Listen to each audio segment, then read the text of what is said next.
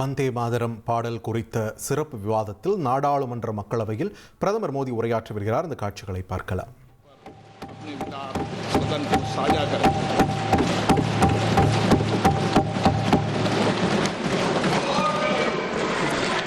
आदरणीय अध्यक्ष महोदय,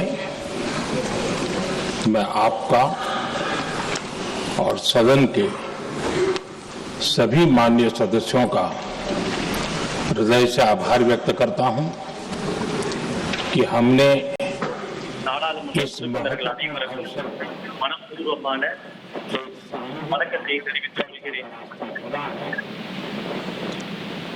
जिस मंत्र ने, जिस जय घोष ने देश की आजादी के आंदोलन को ऊर्जा दी थी, प्रेरणा दी थी, வந்தே மாதரம் என்ற இந்த மந்திரம் தான் நாட்டின் விடுதலை போராட்டத்திற்கு ஒட்டுமொத்த நாடு முழுவதும் அதிகாரத்தையும் சக்தியையும் வழங்கியது. इस सदन में हम सबका ये बहुत बड़ा सौभाग्य है. இது குறித்து இந்த அவையில் விவாதம் நடத்த நமக்கு வாய்ப்பு கிடைத்திருப்பது நம் எல்லோருடைய பாக்கியம். कि वंदे मातरम के 150 वर्ष निमित्त इस ऐतिहासिक अवसर के हम साक्षी बन रहे हैं. பாடல் இயற்றப்பட்டு 150 ஆண்டுகள் ஆகியிருப்பதற்கு நாம் அனைவரும் சாட்சியாக விளங்கிக் கொண்டிருக்கிறோம். एक ऐसा कालखंड जो हमारे सामने इतिहास की अनगिनत घटनाओं को अपने सामने लेकर के आता है. ये चर्चा போது இது தொடர்பான அனைத்து வரலாறுகளும் நம் கண் முன்னே முன்வைக்கப்படும், प्रकट करेंगे, लेकिन आने वाली पीढ़ियों के लिए भी, दर पीढ़ी के लिए भी ये शिक्षा का कारण बन सकती है अगर हम सब मिलकर के நமது வருங்கால தலைமுறையினருக்கும் பாடத்திற்கான அனுபவத்திற்கான காரணமாக இந்த விவாதம் அமையும். एक ऐसा कालखंड है जब इतिहास के कई प्रेरक अध्याय फिर से हमारे सामने उजागर हुए हैं.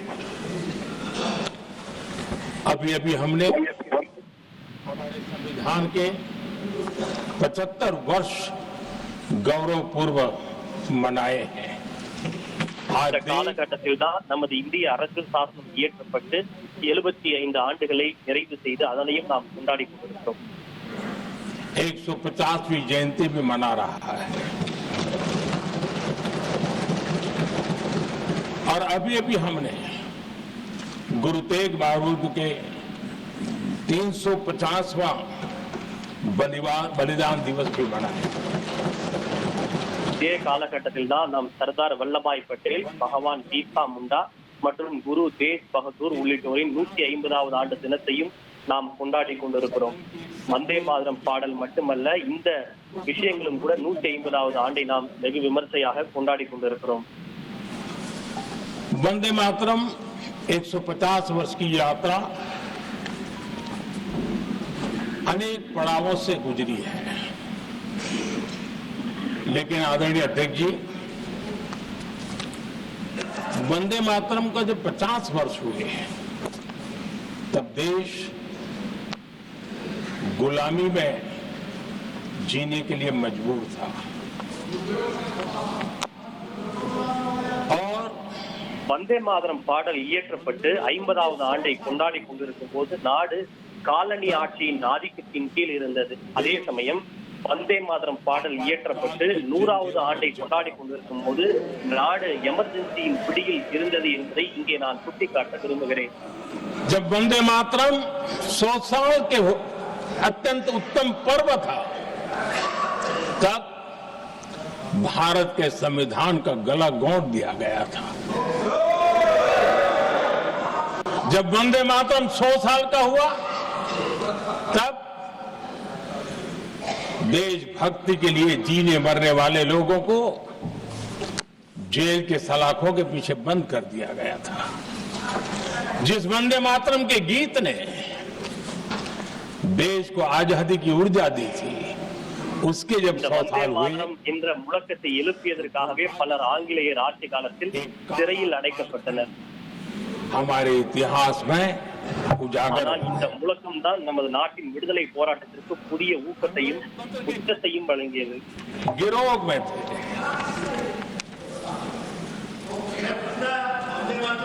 आदरणीय अध्यक्ष जी 150 லட்சக்கணக்கானவர்கள் வந்தே மாதரம் என்ற முழக்கத்தை முழங்கி நாட்டின் விடுதலைக்காக பாடுபட்டதால் தான் நாம் அனைவரும் இங்கே அமர்ந்து கொண்டிருக்கிறோம். पुनः स्थापित करने का अवसर है और मैं मानता हूं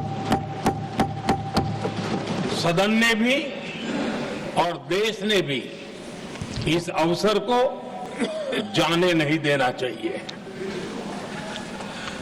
यही वंदे मातरम है जिसने இந்த தருணத்தை நாடாளுமன்றமாக இருந்தாலும் சரி, நாட்டு மக்களாக இருந்தாலும் சரி, இந்த தருணத்தை நாம் விட்டுவிடக் கூடாது என்கிற வேண்டுகோளை முன்வைக்கிறேன்.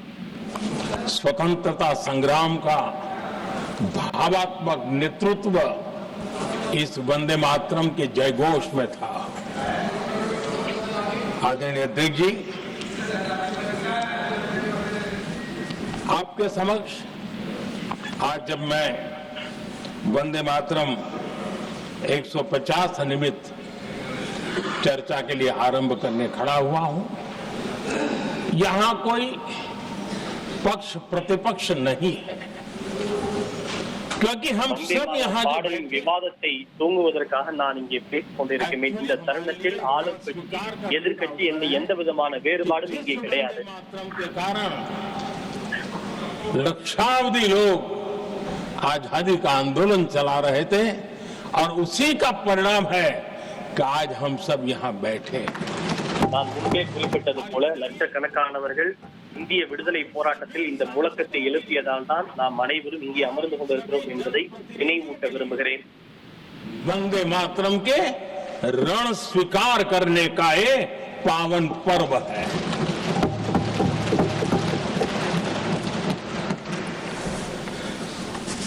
और इससे हम प्रेरणा लेकर के वंदे मातरम की जिस भावना ने देश की आजादी का जंग लड़ा, उत्तर दक्षिण पूर्व पश्चिम पूरा देश एक स्वर से वंदे मातरम बोल के आगे बढ़ा। फिर से एक बार अवसर है, आओ हम सब मिल के चले। देश को வட இந்தியா, தென்னிந்தியா, கிழக்கு இந்தியா என ஒட்டுமொத்த நாடும் இந்திய விடுதலை போராட்டத்தின் போது வந்தே மாதரம் என்ற இந்த முழக்கத்தை உச்சரித்தது. वंदे मातरम 150 हम सबकी प्रेरणा बने, हम सबकी ऊर्जा बने और देश आत्मनिर्भर बने। 2047 में विकसित भारत बना करके हम रहे, इस संकल्प को दोहराने के लिए ये वंदे मातरम हमारे लिए एक बहुत बड़ा अवसर है। இந்தியா आदरणीय अध्यक्ष जी, சுதந்திர தினத்தை கொண்டாடும் 2047 இந்தியா தற்சார்பு அடைவதோடு வளர்ச்சியடைந்த பாரதமாக மாற வேண்டும் என்கிற ஒரு உறுதிப்பாட்டிற்கு இந்த வந்தே மாதரம் மீதான இந்த சிறப்பு விவாதம் நமக்கு புதிய பாதையை அமைக்கும் என்ற நம்பிக்கை எனக்கு இருக்கிறது. वंदे मातरम की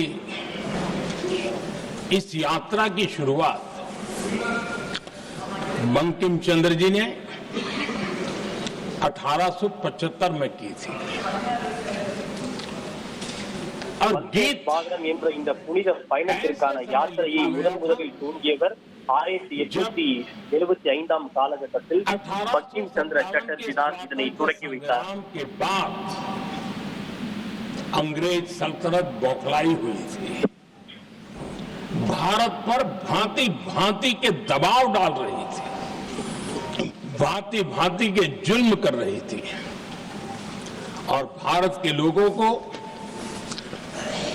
मजबूर किया जा रहा था अंग्रेजों के द्वारा। और उस समय उनका जो राष्ट्रीय गीत था, गॉड सेव द क्वीन, इसको भारत में घर घर पहुंचाने का एक षड्यंत्र चल रहा था। ऐसे समय बंकिम दा ने चुनौती दी और ईंट का जवाब पत्थर से दिया और उसमें से वंदे मातरम का जन्म हुआ।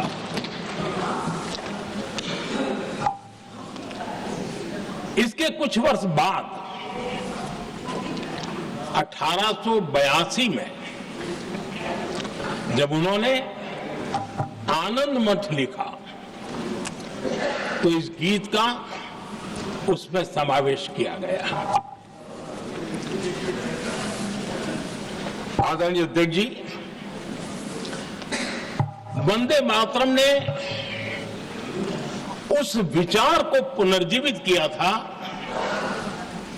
जो हजारों वर्ष से भारत की रग रग में रचा बसा था। उसी भाव को, उसी संस्कारों को, उसी संस्कृति को, उसी परंपरा को उन्होंने बहुत ही उत्तम மறுமலர்ச்சியை அடைந்து கொண்டே இருக்கிறது।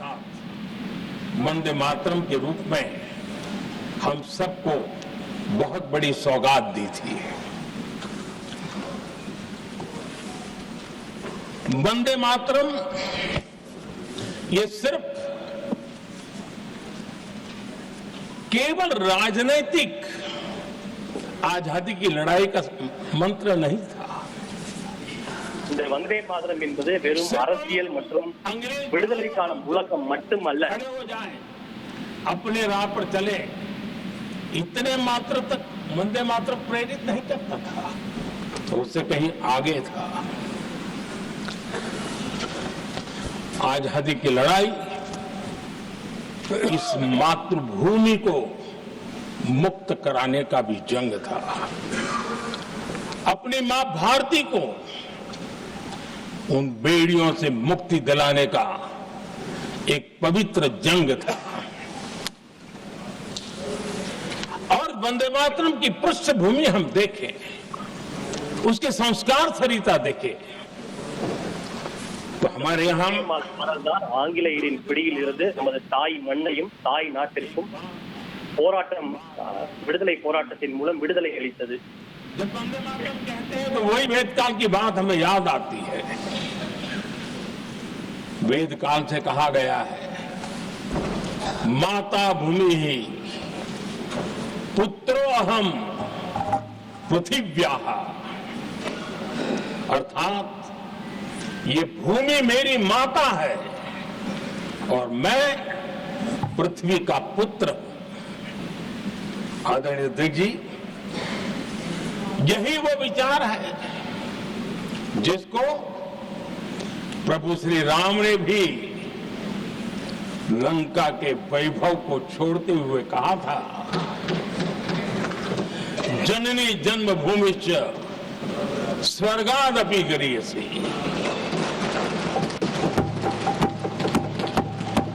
वंदे मातरम यही महान सांस्कृतिक परंपरा का एक आधुनिक अवतार है। आदरणीय अध्यक्ष जी, बंकिम दा ने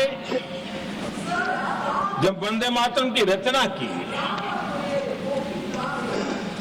तो स्वाभाविक ही वो स्वतंत्रता आंदोलन का स्वर बन गया। पूर्व से पश्चिम, उत्तर से दक्षिण, वंदे मातरम हर भारतीय का संकल्प बन गया। கடவுளே எங்கள் அரசியை காப்பாற்று என்கிற பாடலை பாட வேண்டும் என்று விரும்பினார்। ஆனால் ஆங்கிலேயர் ஆட்சிக்கான இந்தியர்களுக்கு கொடுத்த தக்க பதிலடிதான் இந்த வந்தே மாதரம் என்ற முழக்கம்।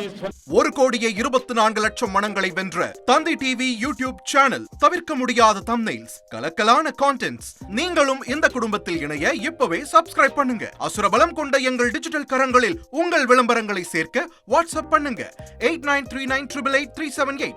Email advttanditv@dttv.in.